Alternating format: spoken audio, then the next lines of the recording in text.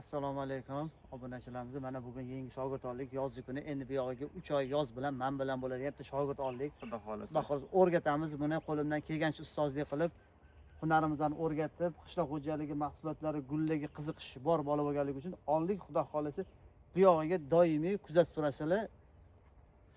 O'zingizni tanishtirib qo'ying. Ismim Orifjon. 2009-yilman Toshkent viloyatida tug'ilganman. Xudo xolasa mana shu agro sohasini o'rganish niyatim bor edi. Ustoz qidirib yurdim. Instagramdan ko'rib qoldim bularni. Keyin yozuvdim, "Mayli, keling o'rgataman" dedilar. Xudo xolasa zo'r kontentllar qilib boramiz, o'rganib, yo'q qilib. Xudo xolasa kuzatib borasizlar. Mana hozir bugun mana kasallik tushgan birinchi sinf darsimizda. Nima kasallik bo'ladi bu o'zi? Bu un shudring kasalligi petno deydi buni. Ko'pchilik har xil nomida asosiy oppoq bo'lgan un shudring kasalligi deyiladi mana. Mana yaxshilab ko'rib oling mana. Ko'ryapsiz, mana shunga dori sepishni o'rganamiz. Sepamiz, keyin obunachilarimizga ko'rsatib, o'rgatib boramiz. Birinchi dars shunga to'g'ri kelib qoldi. Hozir mana shuni ko'rsatamiz. Keyin bu yo'l Xudo xolasa bodiy ishlarimizni hammasini doimiy qo'yib boramiz. Sekin ko'rsatamiz. Faqat gulamiz, qishloq xo'jaligi mevali daraxtlarimiz ham bor. Shuni hosillarni ham ko'rsatamiz hammasini. Sekin ko'rib boraverasizlar. Savolim bor edi. Buni dori sepganimizdan keyin ketadimi? Xudo xolasa bular? Yo'q, bu ketmaydi. Bu qorayadi, lekin ketmaydi bu kasallik. Buni dori sepilgandan keyin mana hozir bittasi ko'rsa, mana oldingi dori sepilgan. Mana bu to'xtaganda mana qoraygan, dog' bo'lib, ketma bo'lib. Ha, to'xtaydi. Ha, bu lechena bo'lgan hisob bo'ladi. Ko'pchilik buni bilmasdan turib, bu ketmadi deb 5-6 marta sepib qo'ysa, o'simlik qurib qoladi keyin bu. Ha. O'sha bitta sepildimi 10 kun kutish kerak.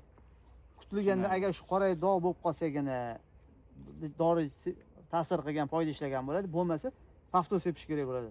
10 kun ichida ma'lum. Ketmaga sepilmaydi. Agar gumon bo'lsa 3 kunda bir marta sepilsa, shu bilan bo'ldi, qaytib sepish kerak emas. 2 marta sepiladi, bo'ldi, to'xtatiladi. Dori tayyorlash ko'rsatamiz. Mana dori olib kelib qo'yganmiz. Oling dorini. Nima dori bu shunda? Bu qo'lda tayyorlangan maxsus dori olib kelganmiz. O'zi tapasi bilan folikur separdik. Hozir dorini almashtirdik. Sababi dori hadeb bir xil dori sepilaversa, o'simlikka ta'sir qilmaydi. Hozir bu 2 marta tapasi sepilgan, uchinchisiga yana kasallik boshlangani hisobiga endi dori sepiladi, yangi dori sepiladi. Bu qo'lda tayyorlangan dori, bu yerda 20 xil mikrodobni tayyorlab berishgan. Bu o'zingizlarni agronomlar qilgan ish bu. Hazasini ne topsa bo'ladi, bunaqa aytsa tayyorlab bersa kerak. Tayyorlab berishadi o'ziga, tayyorlab berishadi. Mana sostavini aytishmaydi doriligini otini. Sababi bular o'ziga biznesdagi bunga aralasha olmaymiz. O'shaning uchun.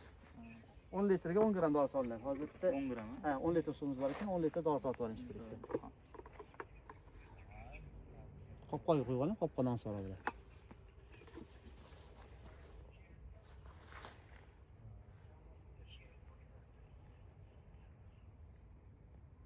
Qopqo'z o'zi 5 gram aslida. Ikkita qopqo'z solsa bo'ladi.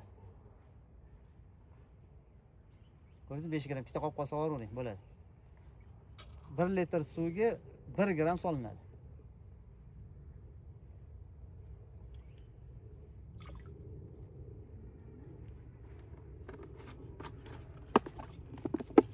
Aralashtirib kerak buni yaxshi. Ha, aralashtirib oladi.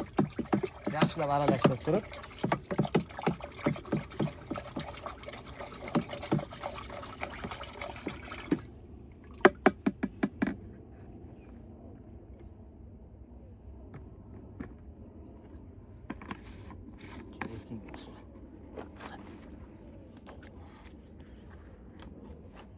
Men birinchi o'zim sepib ko'rsatib beraman. Qo'lingizda yelkan turgan joyda. Bo'ldimi? Turib oldimi?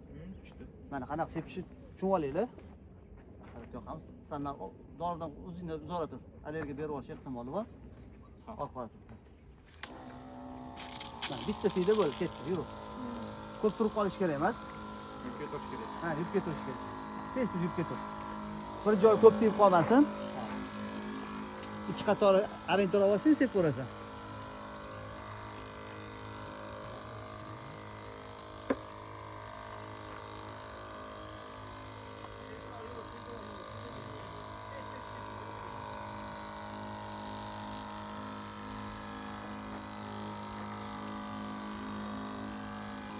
Mana atrofdagi savolim bordi.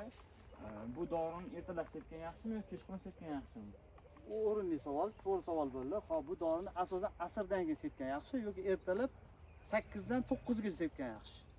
Vaqti bor. Chunki issiq payti sepilgan dorilar o'simlikka zarar bo'ladi. Kechqurun asrdan keyin deyotganim o'sha asalarilar bor, o'zi tabiiy changlatadigan o'sim anaqalarimiz bor, hasharotlarimiz bor, ari asallar. Ularga zarar kamroq tegadi. Kunduz kun sepilgani asalariga juda qattiq zarar yetkazib qo'yadi. Chunki asallar chang olsa, bu gullardan asallar chang oladi issiq paytda. Chunki asallar asosan 9 dan harakatni boshlaydi. To'g'ri, ertalabdan boshlaydi, lekin asosiy chang yig'iladigan o'simlikda 9 dan keyin bo'ladi. Chunki gullash tempi ochiladi. O'zi asosiy gullarimiz ertalab azon etib bomdoddan keyin boshlagan taqdirda, lekin asosiy chang beradigan payti 9 dan keyin boshlanadi. O'shaning uchun asallarga zarar yetmaydigan payt sepish kerak dorilar. Demak, asrdan keyin sepgani yaxshi bo'ladi. Ha, kech paytga qolib sepgani yaxshi. Ta'sir qiladi. Foydasi ko'proq bo'ladi o'simlikka. Mana o'simlik stressga tushmaydi, qiynalmaydi. Yaxshi bo'ladi, o'shanda yaxshiroq sepsak bo'lib, to'g'ri bo'ladi xudo xohlasa. Ha, bu yoqqa nomiga shuni o'tib ketadi bo'ldi. Ha, bunday bo'lib ketadi, Ha. to'g'ri. Ko'p emas, tez bo'ladi. Chunki bu dori kuchli doriga qotib tashlaydi, bundan aylantirib ketadi. Tezroq bo'ladi. Buni cho'miltirish shart emas. Buni ko'p cho'miltirib qo'ysa o'simlikka zarar yetadi. Bu zahar dorilar hammasi qotiruvchi vazifani beradi. Qotiruvchi vazifani bergandan keyin bu dorilar o'sha qotirgan o'simlik to'xtaydi rivojlanishdan. O'shaning uchun bunga sal tez ketish kerak. O'sha oq tushgan joyi ko'proq, qolgan joyi nomiga. Dori tushsa bo'ldi ekan-da bularga. Sal nomiga deyotganim tezroq anaqani boshlaydi. Stressga tushib qiynalmaydi o'simlik. Sog'lomligi o'zi ko'p kerak bo'lmaydi. O'sha sal nomiga o'tib ketayotgan o'shaning hisobiga. Chiroyli bo'lib gullashing kerak bo'lgan narsa bo'laman hammasi. Keyin o'simlikka oldin suv quyib olish kerak tegida. Mana suv quyganmizda. O'sha suv quyilsa yaxshi bo'ladi o'simlikka. Mana tegida kapini qo'ysa, bu kapini sistemani alohida bir dars qilib o'tamiz, xudo xolasa. Buni boshqacha yo'llari ham bor, hammasini ko'rsatib tushuntirib boramiz hammasini. Sekin-sekinlik bilan. Yo tarafligan sepib boramiz. Ha, hammasi sepib boramiz.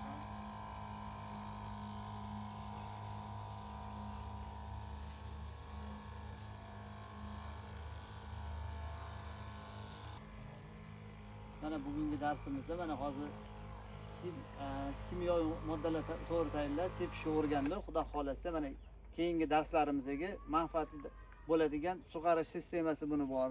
Shuni o'rgataman, xudo xolasa. Mana kapilli sistema. Buni yana boshqacha variantlari bor. Bu qo'lidagi bu kapilni qila olmagan odamlarga boshqacha variantlari bor. O'shalarni ham o'rgataman, o'shalarni ham qo'yib sekin-sekin ko'rsatib boramiz, xudo xolasa. Xudo xolasa. O'shanga endi unumdor o'tiradi mana kasallik mana. Ko'rdingizmi? Oqarib qoladi. Oqarib qoladi. Hamma joydan tushiradi, bir tushib qoladi. Bu asosiy bu tushadigan namlikdan tushadi. Keyin bu ildizni oziq yetishmasligidan tushadi bu kasallik. Asosi shu yerda bu kasallik. Salqin joyda ko'proq tushadi. Salqin joy. Ha, hayron bo'ldim. Daraxtlar bo'lgani uchun ham tushgan. Ha, shu hisobiga tushgan. Ha, shu. Narodiklarda yo'q ekanda uncha, bu yerda daraxtlar bo'lgani uchun shunaqa bo'lganda. Shamol aylanmagani hisobiga tushadi bu kasallik. To'g'ri bilish kerak buni. Qancha shamol aylanmay o'roq joylar bo'lsa, hozirgi shahar ichida xonadonlar devor yaqin, uy baland bo'lgandan keyin hovliga salqin ko'p bo'ladi. Quyoshli anaqasi kam bo'ladi. D vitamin o'simlik atirgulga o'zi asosan quyosh kerak. Salqin joy uncha xohlamaydi. Sabab mana ko'rsataman sekin-sekinlik bilan salqin joyda qanaqa gullayapti-yu, quyosh joyda qanaqa gullayapti. O'shalarni ham sekin-sekin o'rgataman. O'shalarga hushyor bo'linsa, chiroyli bo'lib gullaydi bu. To'g'ri agrotexnika berilsa, uzoq yil, 20 yil, 30 yil bizning o'zimizning qo'limizda, ota qo'limizda qanchaga 82-yil olingan o'shanda ekilgan ko'chat bor. Bu degani salkam 50 yil bo'ladimi? 40 yil. 40 yildan oshiqroq gul bor, 44 yillik gul bor qo'limizda. Uni ham olib ko'rsaman, xudo xolasa. Rahmat kattakon. Kuzatib turasizlar. Xudo xolasa o'rganayotgan jarayonlarimizni qo'yib boramiz. Manfaatli kontentga tayinlaymiz, xudo xolasa. Chiroyli bo'ladi.